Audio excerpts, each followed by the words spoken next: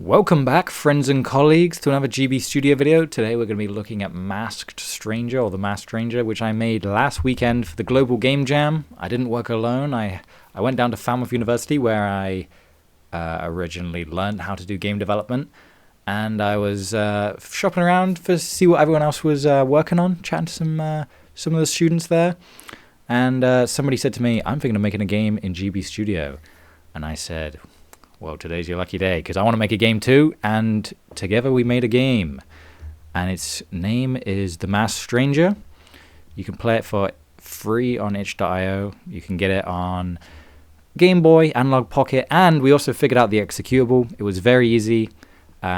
We made it using Godot Boy, and as the link suggests right here. However, it doesn't work on Mac, right? This executable building doesn't work on Mac, which I use. Luckily, the Games Academy has tons of PCs, right? So we're able to do it very, very, very easily. I want to make a video on making an executable, but because I have a Mac, it's quite difficult. But I can make a virtual machine, I believe. So I can still try, and I'll let you guys know. Godot is very lightweight, so it's absolutely beautiful for not wasting RAM and stuff. So let's hope that I can do it. I'll let you know.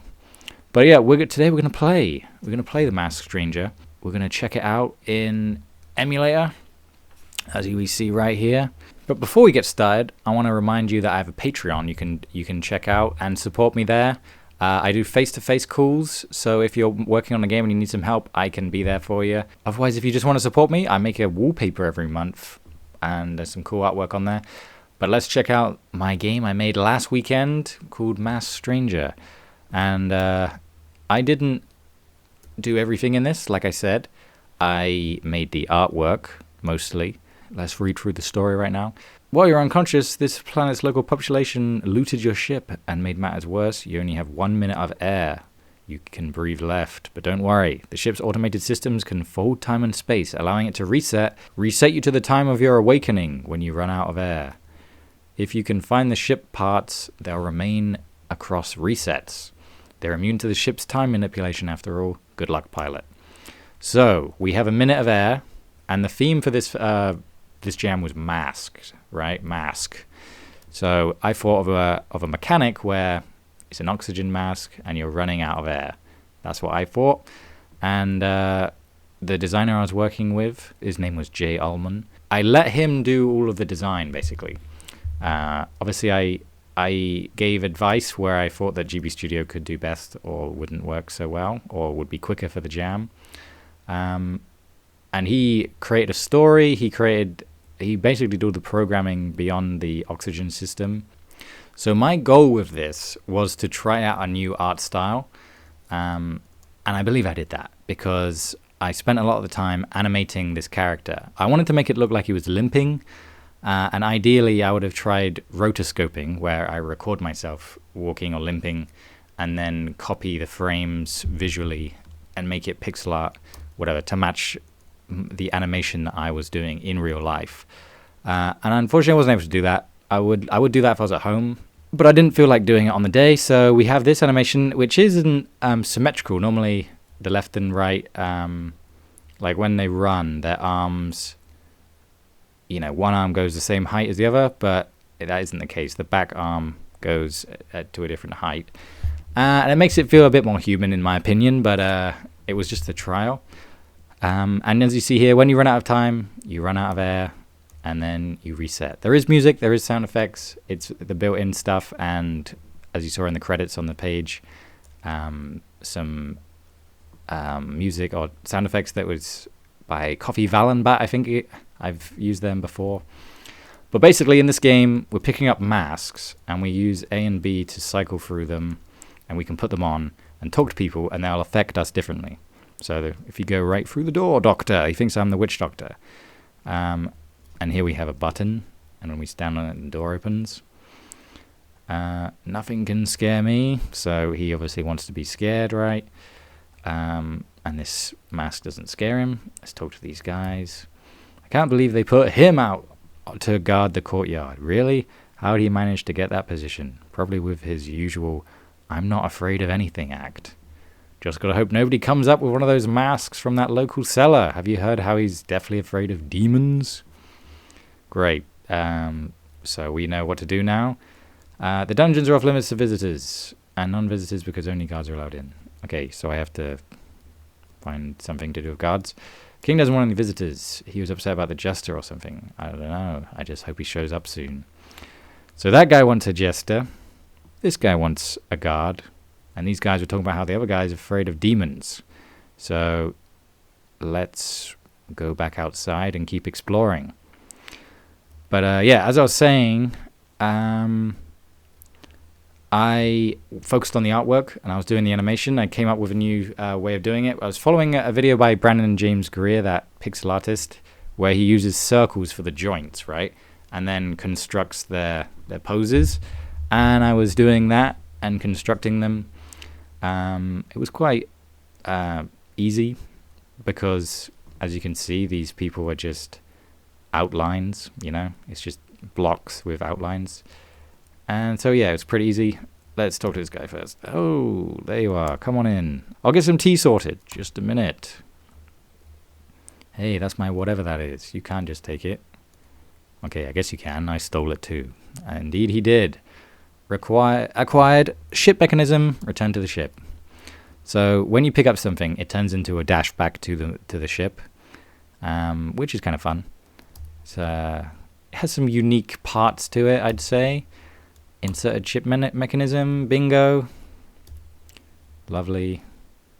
There's the demon mask. I'll show you about pushing the guy. Oh, he doesn't want that. He wants a doctor. Right, I've got seconds of air left. Scare this guy. Bingo, we're pushing him. We're about to run out of air.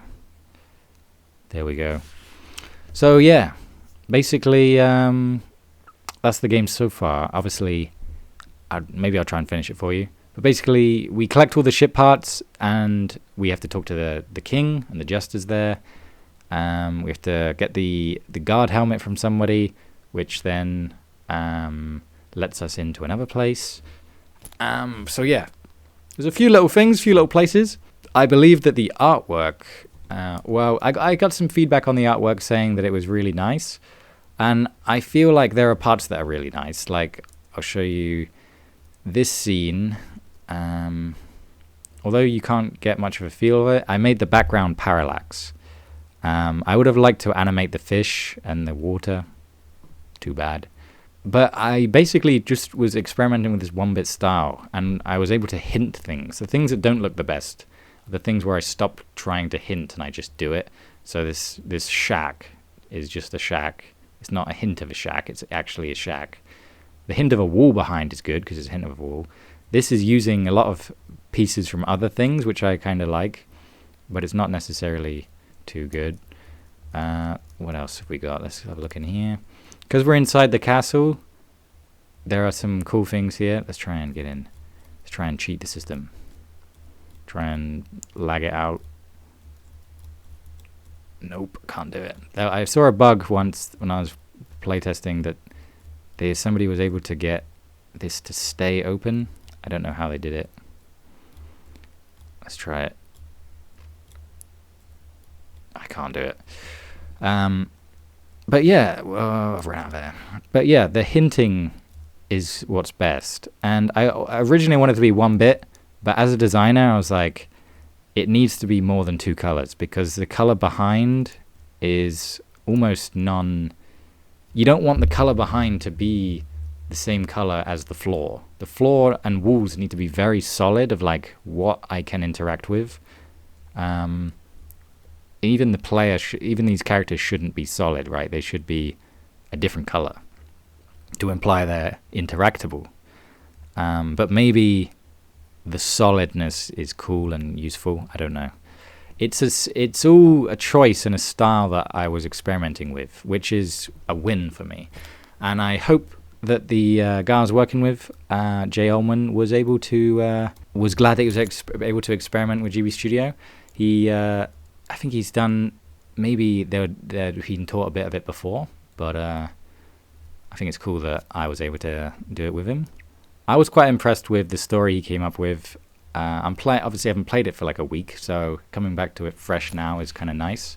I like how weird it is. It's a game jam game, so I like that it's like an experiment, you know? Like I was experimenting with the art. He kind of was experimenting with the story because it was his first GB Studio game. And in the end, it came together quite well. We finished it well ahead of time. We had hours left to complete it. And then we were bug fixing and yeah, playtesting. And just not worrying, you know? It was pretty good teamwork. We didn't overscope. I think we did probably overscope in the beginning, and then obviously we very quickly figured out that we wouldn't get it done, and we rethought it and scaled back some of the puzzle ideas.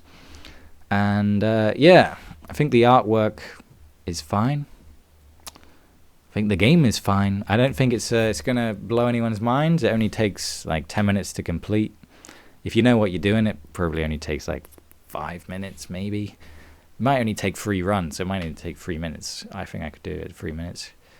But yeah, what a lovely little game.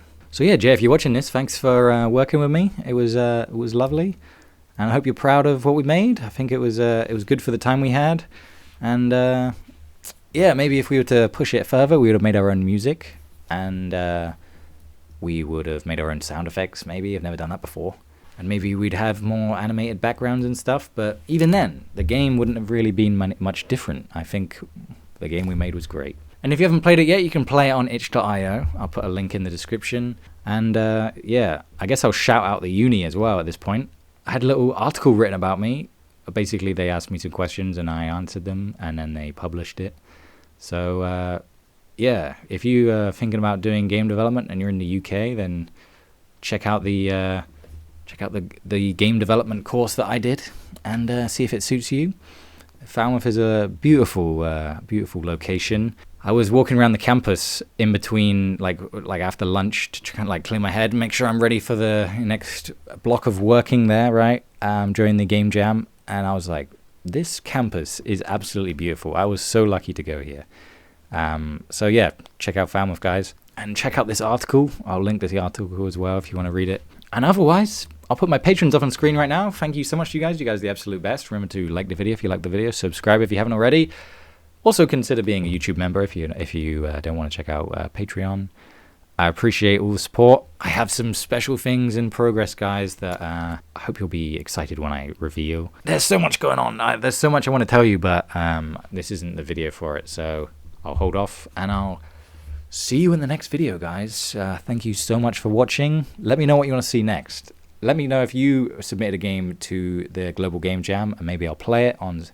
And if there's enough people, I'll try and play all of their games, right? Make a little video out of it. Let me know, and I'll see you in the next video. Bye-bye.